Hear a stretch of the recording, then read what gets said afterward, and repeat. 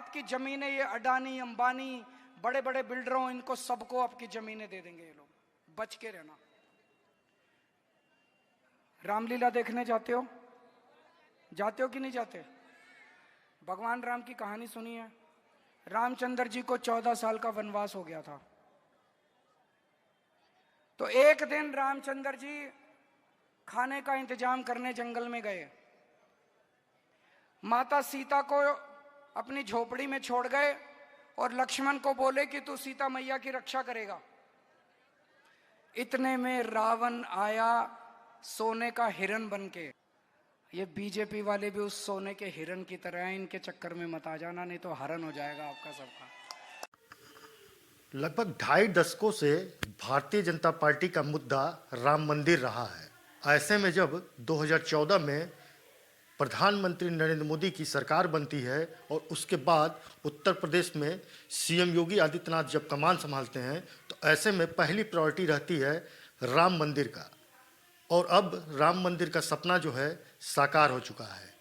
करीब 500 सालों बाद रामलला दिव्य और भव्य मंदिर के अंदर विराजमान हो चुके हैं। ऐसे में दिल्ली का विधानसभा चुनाव चल रहा है और अरविंद केजरीवाल ने विकास नगर की जनसभा में संबोधित करते हुए भारतीय जनता पार्टी को रावण तक की संज्ञा दे दी। तो पहले अरविंद केजरीवाल के इस पूरे भाषण को सुनिए और उनके इस रामायण को सुनिए, जिसमें वो किस तरीके से रावण की तुलना भारतीय जनता पार्टी के साथ कर रहे हैं। साल के अंदर खत्म कर देंगे आपकी जमीनें, ये अडानी अंबानी बड़े बड़े बिल्डरों, इनको सबको आपकी जमीनें दे देंगे ये लोग, बच के रहना। रामलीला देखने जाते हो कि नहीं जाते? भगवान राम की कहानी सुनी है? रामचंद्र जी को 14 साल का वनवास हो गया था। तो एक दिन रामचंद्र जी खाने का इंतजाम करने जंगल में गए। माता सीता को अपनी झोपड़ी में छोड़ गए और लक्ष्मण को बोले कि तू सीता मैया की रक्षा करेगा। इतने में रावण आया सोने का हिरण बनके। आया कि नहीं आया? सोने का हिरण बनके आया। सीता मैया लक्ष्मण को बोली मेरे को ये हिरण चाहिए। लक्ष्मण बोला ना मैया, भगवान राम कह के गए हैं कि मेरे को आपकी रक्षा करनी है। उसने बोली नहीं, मैं तेरे को आदेश देती हूं, जाओ और हिरण को पकड़ के लाओ। लक्ष्मण के पास चारा नहीं था। लक्ष्मण चला गया और वो रावण अपना वेश चेंज करके और सीता मैया का हरण करके ले गया। ये बीजेपी वाले भी उस सोने के हिरण की तरह हैं, इनके चक्कर में मत आ जाना, नहीं तो हरण हो जाएगा आपका सबका। इनके सोने के हिरण के चक्कर में झुग्गी वाले ना पड़ जाएं। ये आजकल आ रहे कैरम खेल रहे हैं आपके बच्चों के साथ, फोटो खिंचवा रहे हैं आपके बच्चों के साथ। यही चुनाव के बाद आपके झुग्गी बुलडोजर लेके आएंगे झुग्गी तोड़ने के लिए। पर आप चिंता मत करना, जब तक आपका बेटा केजरीवाल जिंदा है मैं बुलडोजर के सामने लेट जाऊंगा, जब तक आपको पक्के मकान बना के नहीं देते, आपकी झुग्गी की तरफ कोई आंख उठा के नहीं दे सकता। अब भाई साहब, मैं आप लोगों से हाथ जोड़ के एक विनती करना चाहता हूं। पिछली बार आप लोगों से एक गलती हो गई। पूरी दिल्ली में 70 में से 62 सीट हमको मिली, 8 सीटों पे गलती हो गई। विश्वास नगर से भी गलती हो गई। आपने विश्वास नगर में उनकी पार्टी का एमएलए बना दिया। अब वो मैं उसकी दाद देता हूं, 10 साल उसने खूब लड़ाई करी हमारे साथ, खूब लड़ाई करी, काम एक नहीं करा। गलत तो नहीं कह रहा। अभी मेरे को पता चला पानी की समस्या है, हर कॉलोनी में पानी की समस्या है कि नहीं है? हर कॉलोनी में सीवर की समस्या है कि नहीं है? सड़कें टूटी पड़ी हैं, है कि नहीं है? चारों तरफ गंदगी गंदगी है कि नहीं है?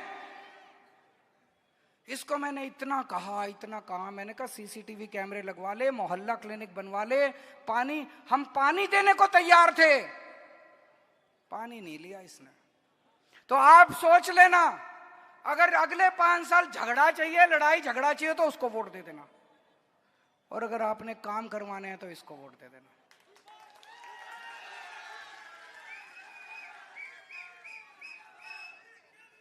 अब देखो पूरी दिल्ली में माहौल तो सारे, किसी से पूछ लो सड़क पे, सारे कह रहे हैं जी सरकार तो आम आदमी पार्टी की बन रही है कि नहीं बन रही? बोले जी सरकार तो आम आदमी पार्टी की बन रही है, सीटें हो सकता है 2-4 ऊपर नीचे हो जाएं। अगर हमारी सरकार बन रही है, वो कह रहे हैं सीटें भी ऊपर नीचे नहीं होती, सीटें ऊपर ही होंगी। अगर हमारी सरकार बन रही है तो एमएलए हमारा ही बनाना भाई साहब, गलती मत कर देना, नहीं तो वो अगले 5 साल मेरे से लड़ाई करेगा, काम नहीं। और मेरे को पता चला बदतमीजी भी बहुत करता है, शराफत से बात भी नहीं करता। गलत तो नहीं कह रहा, जनता आके मेरे को बता रही थी बहुत बदतमीजी करता है, सीधे मुंह बात नहीं करता। गलत तो नहीं कह रहा, ये तो शरीफ आदमी है, ये तो हाथ जोड़ के पैर पड़ के आपके सारे काम कराएगा। और मैं आज इसको बोल रहा हूं दीपक, 10 साल में इसने जितने काम रोके हैं, दीपक के पास मेरा पर्सनल नंबर है, ये जब मर्जी मेरे को फोन उठा के मुख्यमंत्री से बात कर सकता है।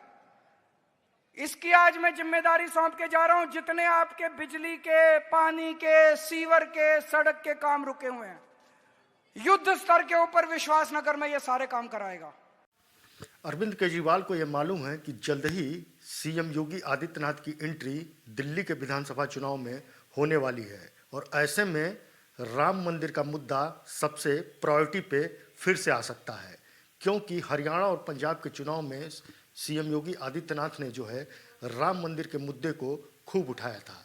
वहीं पर उन्होंने कटोगे तो बटोगे का नारा भी दिया था। ऐसे में अरविंद केजरीवाल ने अपनी रामायण को सुनाते हुए ये बताया कि जिस तरीके से वनवास के समय सीता जी के पास वेश बदल के हिरण के रूप में रावण गया और सोने का हिरण बन के गया और वो फिर वहाँ से भाग गया, तो माता सीता ने लक्ष्मण जी से कहा कि मुझे वो हिरण चाहिए, और लक्ष्मण जी जब हिरण को तलाशने के लिए वन में जाते हैं, उसी समय रावण जो है वेश बदल के जो है माता सीता के पास आता है और हरण करके लेकर के चला जाता है। तो ऐसे में अरविंद केजरीवाल का कहना यह है कि दिल्ली की जनता सतर्क रहे भारतीय जनता पार्टी से, अगर उनकी सरकार बनती है तो वो जनता का हरण कर लेंगे।